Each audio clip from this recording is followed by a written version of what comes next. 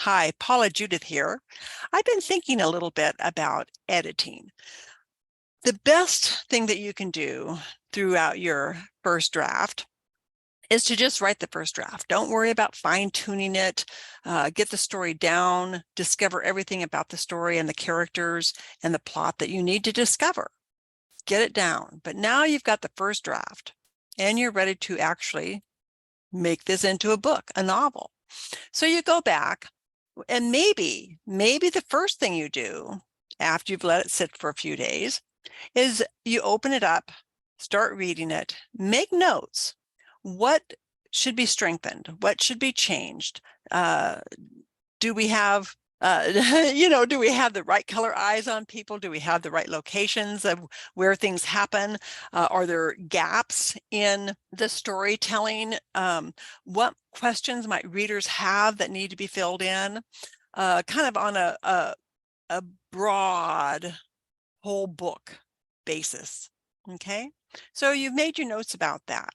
And so now you know what chapters need to be changed or what scenes need to be fine-tuned a little bit. And then you've made those changes. Now it's time to go down to the micro level. Let's take a look at individual scenes. Do they start where you want them to? Do they end where they where you want them to? Has a scene as a whole moved the story forward? Have you made sure that you're not repeating the same things over and over for your readers? They get it the first time. You don't have to tell them a second time or a third time. And if you think that you have been a little oblique and not really spelling things out, that's okay, because one thing I have learned, readers get it. I know when I read a book, it kind of is annoying sometimes when an author tries to make it so blatantly clear. It's like, I get it, Trust your reader to understand your story.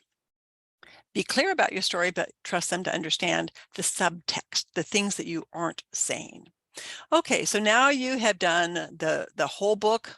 You've looked at the whole book. You've looked at the micro level. You think, okay, it's good to go. It's a little bit of a personal choice. Do you put it out to a few readers first to get their take on it? Are there things that they don't understand? Are there gaps in the sequences or something that maybe need to be fine-tuned? Or are you very confident that you've got all that covered and you're ready to send it to your editor? Now, depending on your editor, most editors, they're looking for the overall, what you've got in the book. They're not necessarily a proofreader. So, be pretty clear about what your expectations are from your editor and what their expertise is, because usually you have different types of editors for different things. If you're writing historical, you probably have an editor for the book, and you probably have an editor for your time period and location. You can't expect a general editor to necessarily know everything about Regency or about the Civil War or about the Revolutionary War or the war, things of that nature.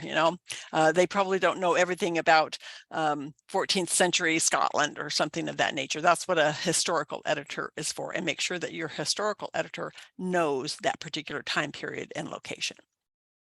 So those are my thoughts about revision. You do need to make the revisions on the macro level, probably before you start considering revisions on the micro level. You probably want to make most of those revisions before you go to an editor, because if the editor comes back with all these revision suggestions and you have to rewrite a major portion of the book, you're going to have to send it back to the editor, and that's going to cost you some more. So, be kind of clear on that. Be clear on whether or not the suggestions or recommendations that you get from alpha readers are in fact your vision for the book.